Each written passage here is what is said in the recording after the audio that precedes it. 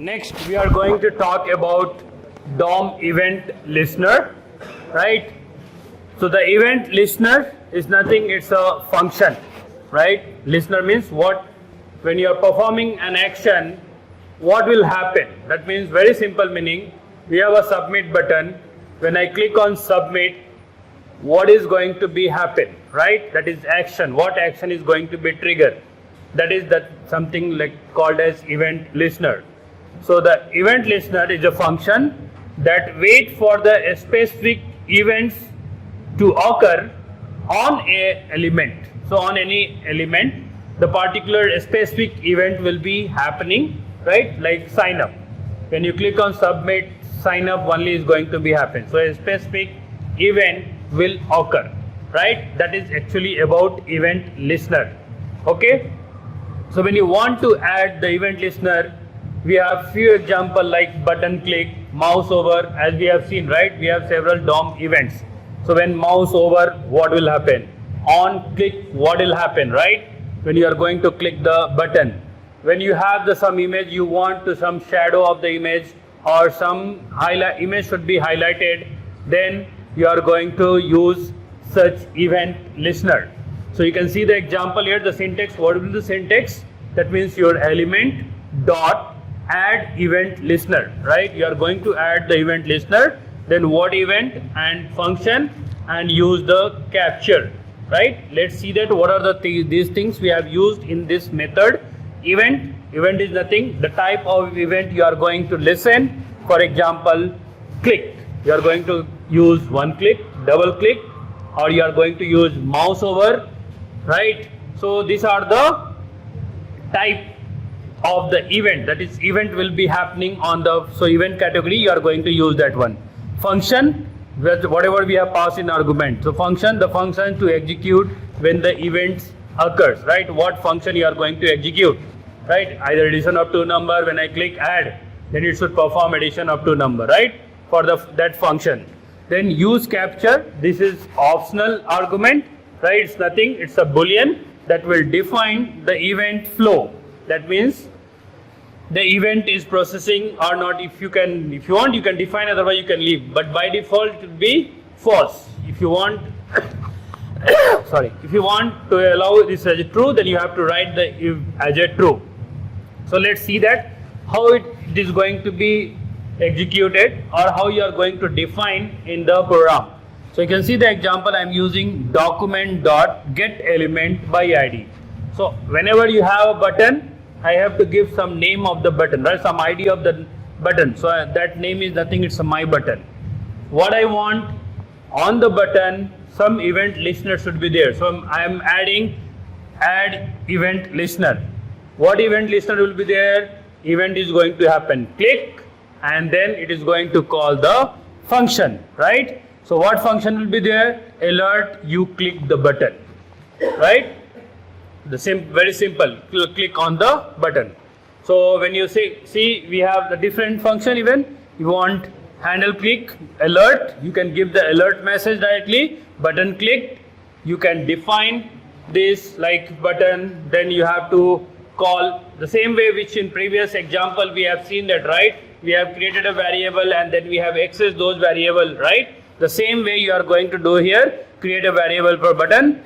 So you have to define, because it's individual elements, so that is get element by ID, my button. Then what you want to perform the button, so button name dot add event listener. What you are going to perform? Click and handle click. So where is the handle click?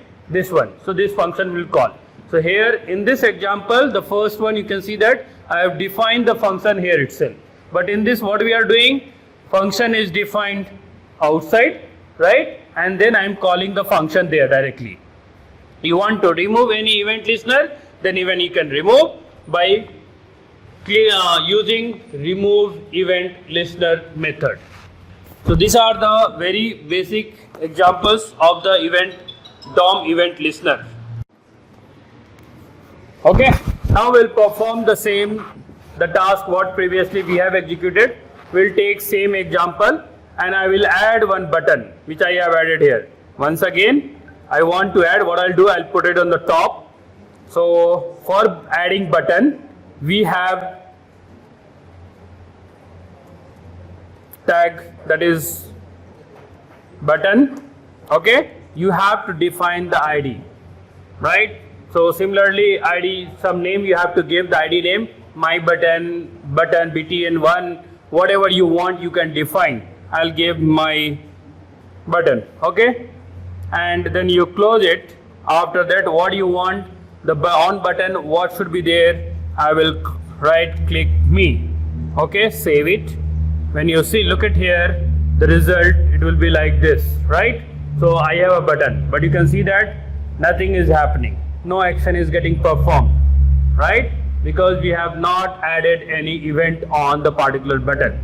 Now I have to add some event for that. So whenever you want to add the event, as we discussed just now, you are going to add event listener for that. Let's come to the code. Now already we have created a script, right? JavaScript, right? A script tag. In this only you are going to define. If you want, push this one at the bottom. Okay. Now what I want to create a function, right?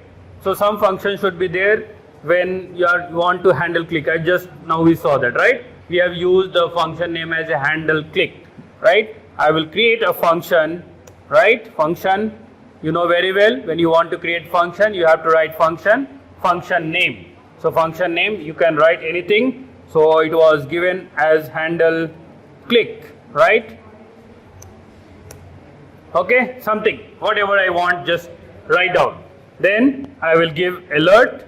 Okay, in alert you can write you have clicked me, right? Sorry, I have missed the quotes.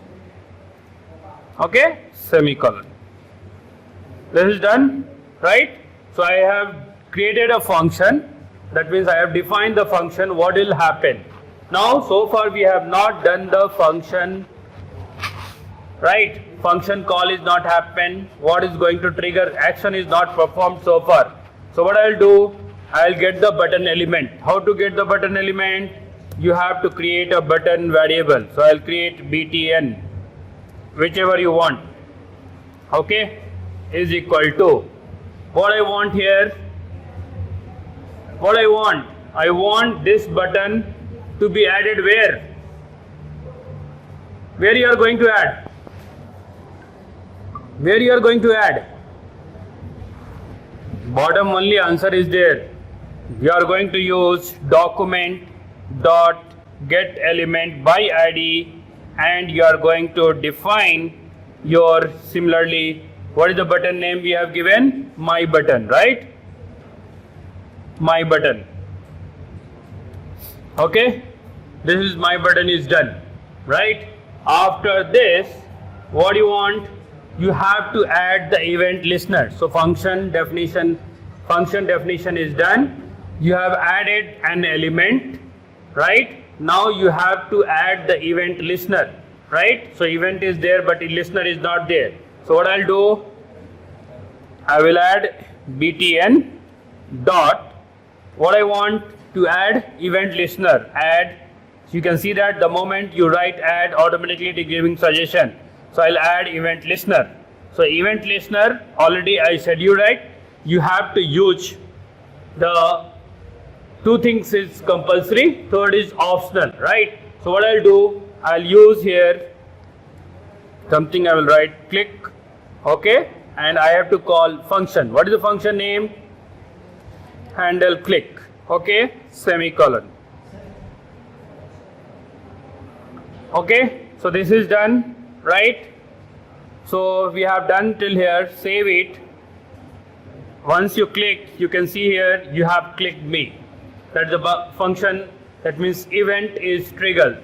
Already we have added, action is performed. So we have added the event listener on the particular button. So you can see here, I have not added on mouse over, right? I have added on click.